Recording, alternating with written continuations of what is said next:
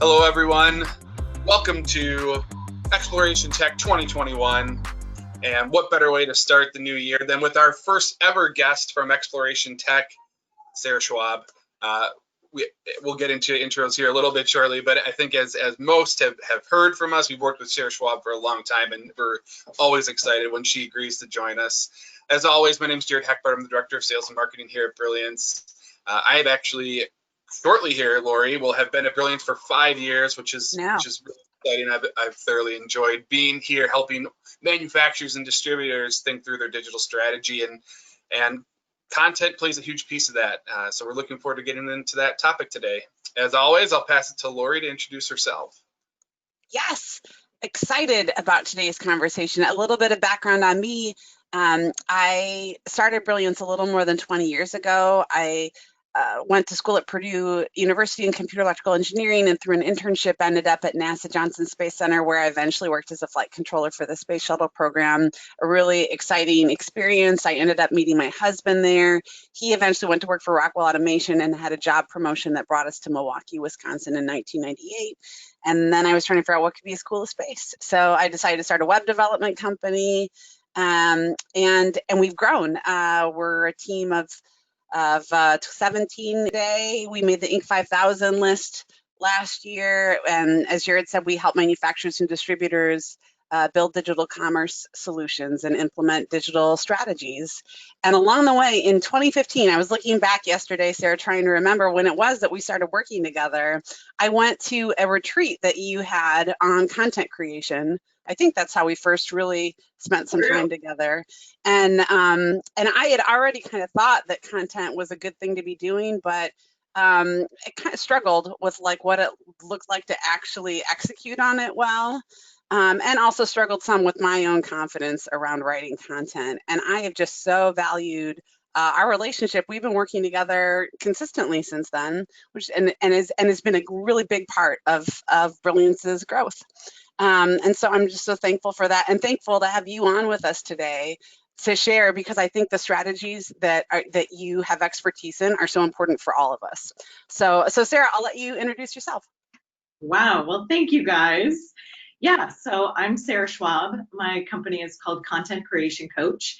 And as Lori said, I've been working with Brilliance just about as long as Jared, maybe even just a little bit longer, which is hard to believe. And I love your openness. When we first met, Lori, and you came to that retreat, and I thought, oh my gosh, they're a relatively complicated web development company, right? You're not just building simple websites. It's high-tech kind of stuff. I'm like, I don't know if this is going to be the right fit. We have, the content we've created over the years has morphed over time. We've explored a lot of different things. And I've learned a ton about your business. That's part of what I love about my job, is when I work with people, I get to get into their world and into the world of their customers, the minds of their customers, and it's all, to me, about building relationships. So that's not really an introduction. I started my content marketing business about 7 years ago, and just love working with companies like Brilliance to create a content strategy and then implement on it consistently, because that's really where the magic happens, especially when you're trying to make a difference, make an effective online platform. Perfectly said. Webinar done. Exploration Tech series over. Time to move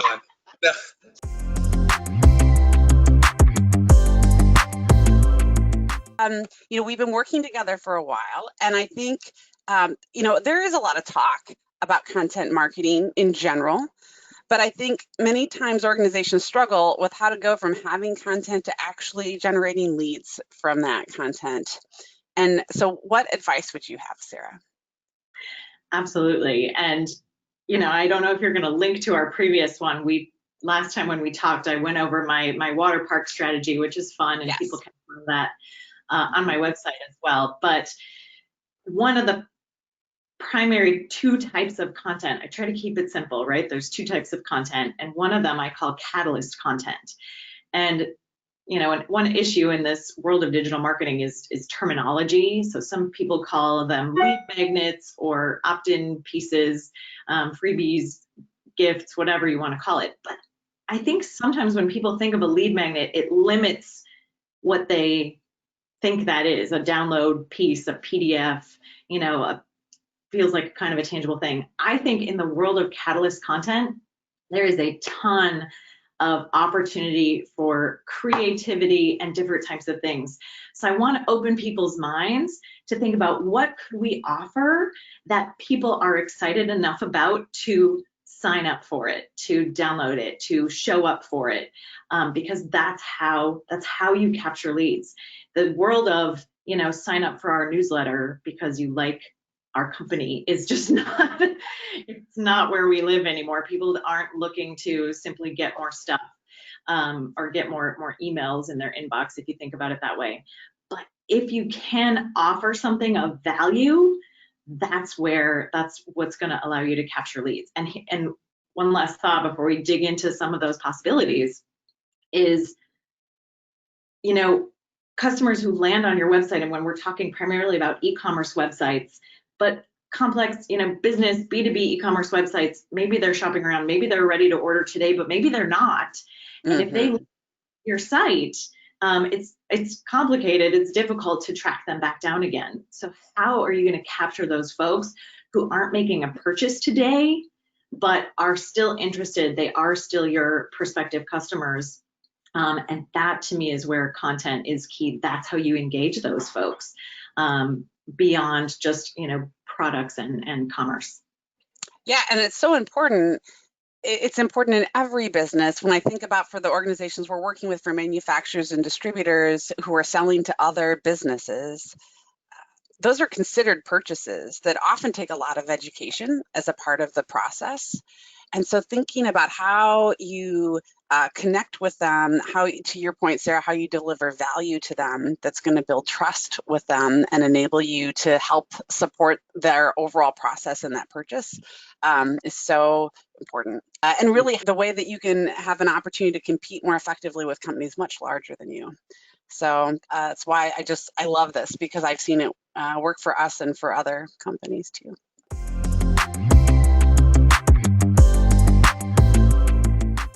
So I know, Sarah, when we've talked before, you mentioned Catalyst content, and we'll get in a little bit to like different types of the content. But I know one of the pieces that we've talked about with that too is that like once you actually get people to opt in or end up on your list, that like how you follow up with them is often a piece that gets missed. Can you tell us more about like what is a good like follow-up sequence look like? Or yeah. 100%. When I think about an opt-in funnel, there's three parts to it. There's the piece of Catalyst content. What is that going to be? The landing page or the mechanism where people can sign up for it. Obviously, that's important. And then there's the follow-up sequence, the delivery. You've now captured their contact information, but what are you going to do with it? And I think too many businesses don't capitalize on that opportunity nearly as much as they could. So obviously the first step in an effective follow-up sequence is to simply deliver what you promised. You've got to send them the thing, whatever the thing that they requested. If it's an event, we'll talk about the formats in a moment. How do they show up for it? Deliver the value you promised. But beyond that, you have an opportunity to walk them across a bridge, basically. And at the result of a follow-up sequence, I always want to have a call to action and calls to action throughout. That is the goal. But the content of that follow-up sequence still needs to provide value. So here's what I do. I often remind people that as much as someone signed up for something, maybe they downloaded it, maybe they read some of it, maybe they showed up for it, but a lot of those folks probably, didn't get as far as you might think. They didn't read every word. Statistically, we know this, is that people don't spend as much time, they don't know the information as well as you do. So the follow-up sequence is an opportunity to reiterate some of those things, some of those points. Whatever it was that you covered in your Catalyst piece, have an email that says, hey, in our thing that you requested, we talked about X, Y, and Z. here's another extra thought about that. What do you think about having a conversation? So value, call to action, value, call to action. And so when I do a follow-up sequence, they can be anywhere from like maybe 3 to 5 emails, and sometimes they grow substantially longer than that, depending on how involved you want to be with that customer's journey along the way. Of course, going back to the water park, rather than having a forever long sequence, automated sequence, you give them a chance, and depending on what happens in that first, 2 weeks ish, again, 3 to 5 to 7 emails, then do something else with them. And in my world, we put them in the lazy river, right? And keep them moving, and then give them another opportunity later. Yeah, it's great. And again, I love the focus on delivering value. Like that's always what it's about, right? Yeah. Yeah, I personally can relate to, we do this Exploration Tech series, and often we're offering to provide them additional pieces of content post the session, and there's been times where it hasn't gotten out, and it can quickly fall through the cracks. So to your point, I think having that follow-up sequence in place is so important.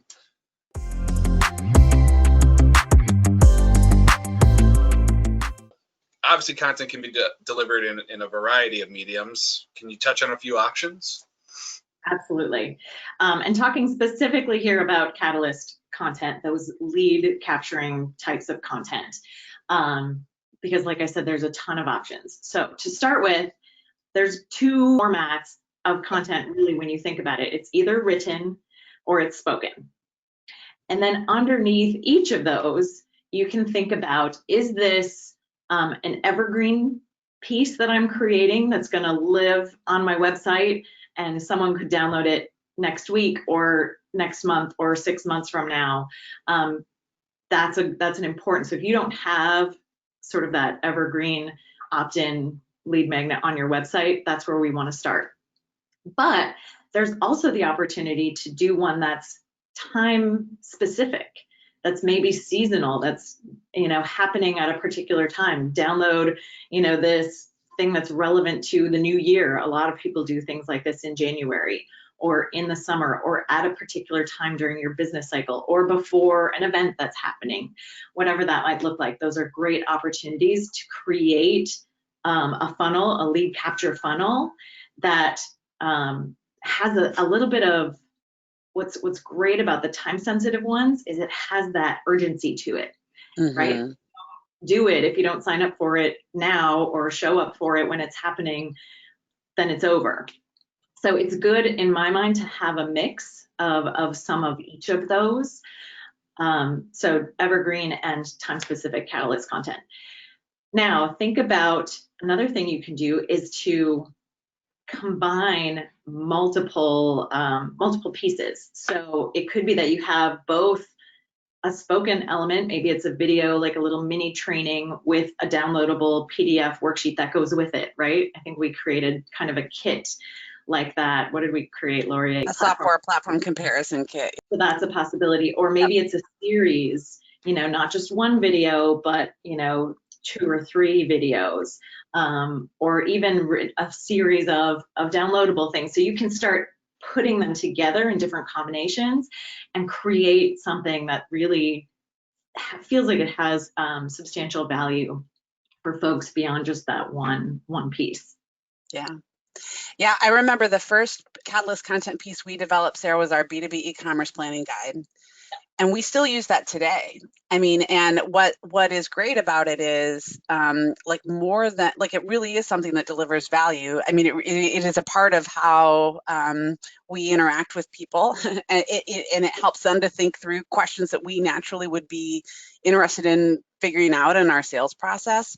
And it's also something that provides value to people whether or not they choose to work with us or not. So and so to your point, that's evergreen, and yet obviously we have things that are time sensitive in terms of webinars and other events that we've done as well, or even pieces of content that are time specific, related to certain things that have happened. So yeah, there's just so many possibilities really when you start to think about it. So. Get overwhelmed with it. But then when you break it back down to that catalyst content and nurturing content, which we talked about last time, and you don't need to do everything. You don't need to have all of this right away. It just gives you a framework to think about, all right, if we're going to create a catalyst funnel, our goal this year is to create, I don't know, maybe one per quarter. That's sometimes a good goal for businesses, to do something every quarter to capture new leads. What could we create? What is that going to look like for us? So not to overwhelm them, but just to show that there are options. If you can't see what your business as a manufacturer or distributor could be creating, I'm here to tell you they're just by virtue of the formats. And I think, I don't know if we're going to go here, but partnerships is another great way to come up with content to share.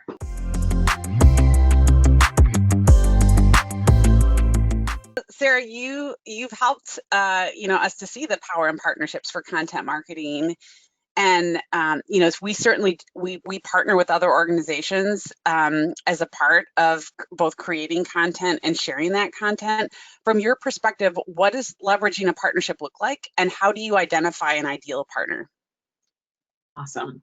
So the partnership thing is particularly great for two reasons.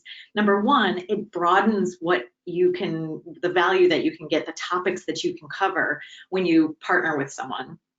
And number two, it allows you to get in front of a bigger audience, because if you both share it, then you gain access to their audience. Maybe they gain access to your audience, and you reach a larger pool of people. So I love doing partnerships, especially for catalyst content, which is what we're focusing on. So an ideal partner basically comes down to target audience. You want your partner to have the same target audience as you. They're talking to the same people, the same companies in the B2B world, but they're providing a different service or a different product, right? So you're not competing directly, but you are reaching that same audience and perhaps providing complementary things. So it makes a lot of sense. Definitely. And what's so exciting about that is that it's both, to your point, we both have an opportunity to reach new people that we might not otherwise, but also to create more value when we partner with someone else who serves manufacturers and distributors in a different way than we do. We have an opportunity to share some really valuable information with prospective customers or with that target audience that wouldn't necessarily be our content, our expertise, and vice versa. People are able to share information that we have with that audience through our partnership with them. So I love it. And so there's multiple ways how that could play out. So what might that look like? This webinar series, which obviously for you, it's an ongoing kind of thing, almost more nurturing content, but it could be a webinar, a standalone thing, or something you do maybe quarterly or whatever that looks like. That's an awesome way to partner with somebody to sort of co-present a virtual event, a webinar, those kinds of things. It can also look like simply providing content in order to access their platform. There's some companies, I know Lori and I work on this as well, to write blog articles or provide content to companies, and they're looking for content too for their blog or for their email newsletter. And so approaching them and saying, rather than saying, how can we partner? How can we pitch to your people? Can we buy your list or whatever? Say, we would love to create some content for you. And companies are often much more open to that because they love to share content. It's mutually beneficial for their audience to do that as well.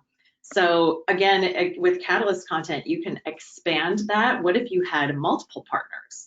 What if you did a series, it used to be called like a summit, which sometimes get kind of huge and out of control, but I don't know, maybe it's a week, maybe 5 days, and you have a different partner every day, where you create a really cool, valuable experience and you reach all 5 of those audiences.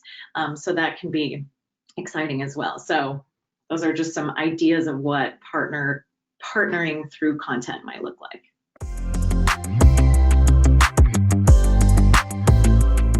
So now that we've touched on, the idea of a potential partner, and you've identified a potential partner, how do you approach them? What does that look like? So oftentimes your partners are likely going to be companies and people that you're familiar with. You know, not that you can't sort of cold call this. And honestly, when I did a summit, I did have to sort of cold call essentially some potential partners and say, here's what I'm doing. So it's important if you're going to be the lead, let's call it the lead on the partner project, content project, to have the idea, we're going to do a webinar, and here's what I was thinking, and here's the role that you could play, and here's how it benefits you. And this isn't really a sale, but it does require some, you know, engagement and time and investment of resources on their part if they're going to participate, but it also provides benefit on both sides. You've got to be able to show them that if we do this together, you know, here's what you could potentially get out of it.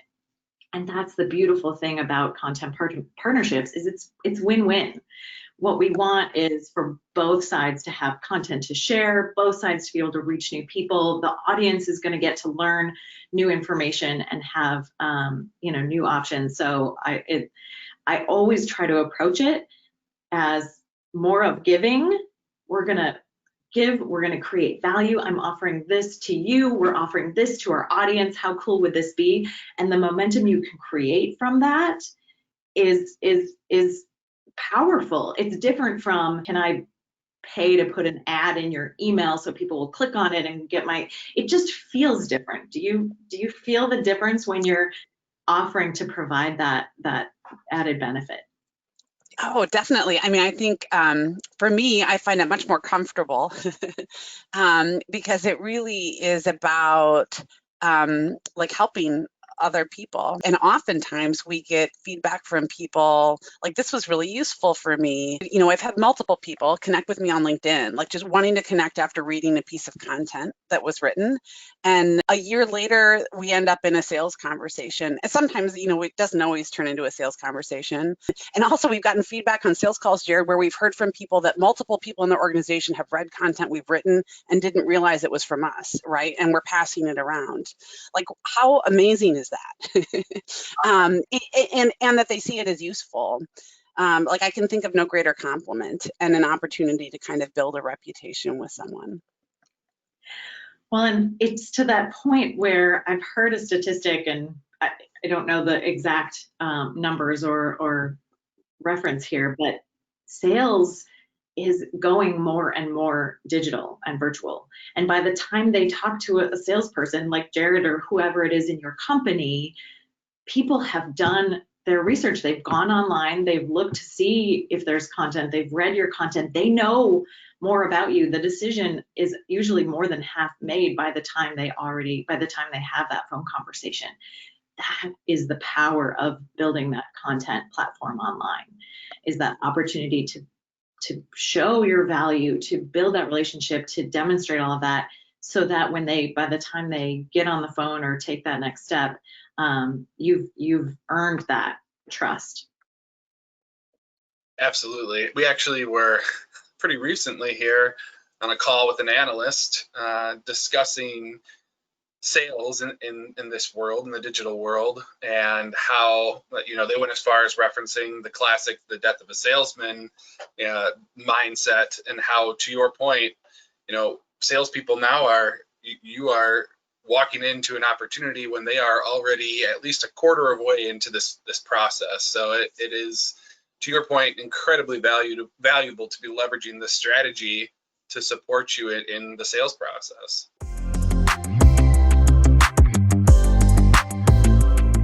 So we have obviously personally seen the benefit of leveraging partnerships to create quality content. And so for our audience today, what are some partnership opportunities that they should be considering? Well, so I think it's all part of a content strategy, and it depends where they're at with all of this. And actually, if I can mention this, I'll be doing a content planning workshop, virtual workshop for free in February. Unfortunately, the landing page, you know, I'll be announcing it more in a couple of weeks. But when you look at your content strategy and your water park and all those fun things that we'll talk about, what what is your catalyst content plan? What is your lead magnet plan? How are you going to capture leads and bring people in, follow up with them, etc. But then also, how are you going to keep your audience engaged over time? And it's that loyalty and return business and continued engagement. That's what I call the lazy river. So I always look at a content plan as a whole picture. What is that customer journey? It's funny because I know businesses often think about the customer journey once they engage, they buy our thing, and how do we deliver? How do we onboard? All that stuff. But there is a customer journey simply from the moment they see a piece of content from you or land on your website, download something that leads them to the rest of it, to the sales part. So I like to think of it as a full picture strategy that way. Now I lost where this came from with your question. You're totally on point. I think that's a great point. I was referencing what are some partnership opportunities that they should be considering. When we look at our audience as manufacturers and distributors, clearly the easy one is manufacturers. You should consider partnering with your distributors to create content, and vice versa. Understanding what you guys have done, for example, is basically your nurturing content. It's the thing you create consistently, and you've involved partners in that part of the strategy. So we have basically a webinar series. We called it, eventually you kind of branded it, Exploration Tech. That's something that you've created. What does that nurturing content look like for a business? I actually think it's a lot of work, and you can speak to this, Jared, to create partnerships on like a weekly basis. Keep up with that, which is why I focused more when it comes to partnerships, often starting with catalyst content and planning one of those in, say, Q1 or in the next 6 months. Let's create a really cool partnership lead magnet opportunity, maybe with our distributors, but maybe with looking around at, so I know people don't go so much to those big trade show kinds of events these days anymore, but we all know the organizations that we belong to. What are some of the other businesses who belong, who often have booths next to us, who are trying to reach the same audience that we're trying to reach? That's a good place to start as well, to look through and say, who might we'd be able to have a sort of synergistic relationship with. Definitely. That's such a great point. And, some manufacturers right now are dealing with questions of channel conflict, trying to figure out, manufacturers are looking at how they might go direct to consumer in some instances, and how to not upset their distributors. And as they navigate that, an opportunity for them is to partner with their distributors as they create content to help their distributors sell more too. So yeah, there are so many, and I love the trade show example. I know we certainly have done that, Jared, ended up developing content with people that we were naturally at some of the same trade shows too.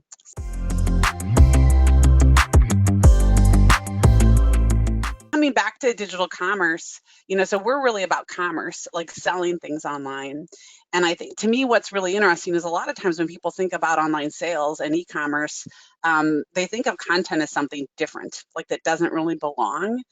And so, Sarah, I know we've had a lot of conversations with this over the years, but what do you think about what that means to close the loop? Oh my gosh, so tons of thoughts. And to me, they are one and the same, in the sense that they're part of the same customer experience. I go on your website, and it's not like shopping for products and reading content are somehow two totally separate universes. They're on your site. They're both part of my journey for engaging with your company. I think that they're related in that way. The same is true for your email communications. I think there often should be both elements, right? What is some content value piece of the email, and then what are the product parts? So I see them sort of married together so beautifully. And to your point, Lori, there's a software element of this. Sometimes people within a business think of them differently, because maybe in some cases they're on two different things. I've got my e-commerce bucket over here and I've got my content thing over here, or somehow they don't talk to each other very well. And so in your head, it feels like two different things, but in the customer experience, it's not two different things, or it shouldn't be. Right. Yeah. And to me, that's what it really comes down to, is that to your point, like many times the reason they're separate is because they're different software systems. We have a content management system and an e-commerce platform. And so we end up separating them because technically that's like the easiest or like most straightforward way to approach things, is we have these two different platforms.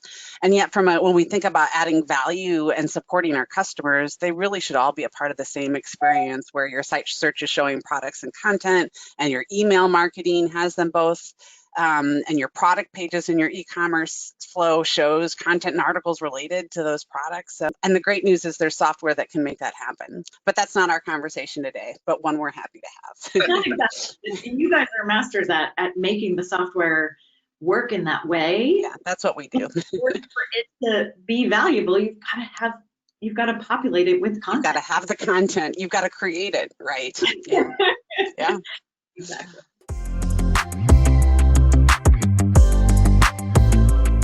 Well, any closing thoughts, Sarah, Lori? Well, I'm just grateful to be here with you guys again, as usual. I think this over 2020, it's funny, the last we talked, I think about a year ago when you kicked this off, was when the world was going more and more virtual and digital, and we've seen quite a transformation.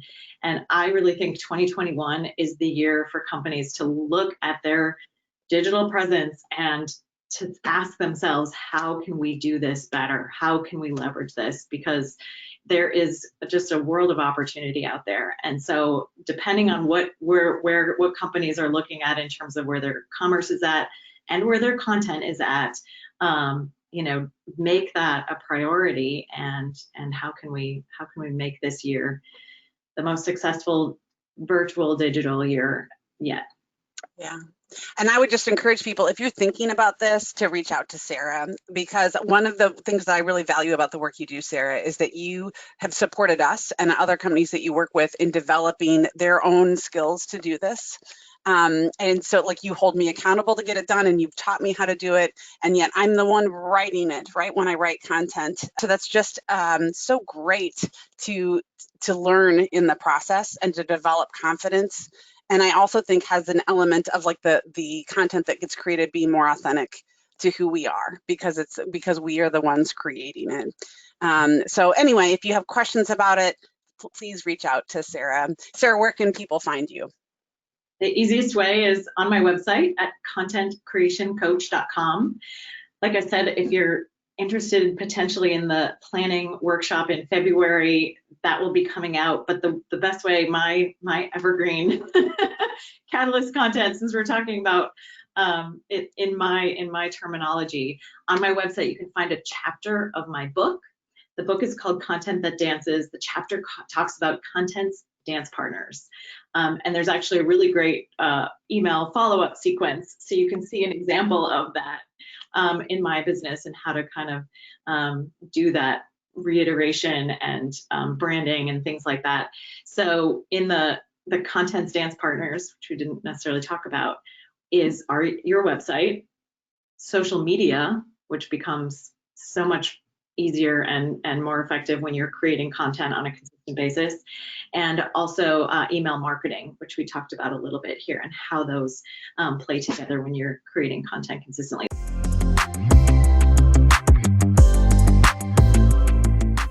As always, and I'll echo what Lori said, I have learned so much working with Sarah. She's really empowered me to do a better job of teaching me how I approach content. And Exploration Tech, a large part of it probably could be credited to you, Sarah, in the sense that we took a lot of the content that we've created over the years and we came back to those topics and said, here are topics that people are interested. Let's take a different path of presenting that topic, that content in a different way, and here we are today. So thank you, and please connect with Sarah, connect with her to learn more about how you can be doing a better job with your content. Thank you everyone for taking the time to join us today. Have a great day.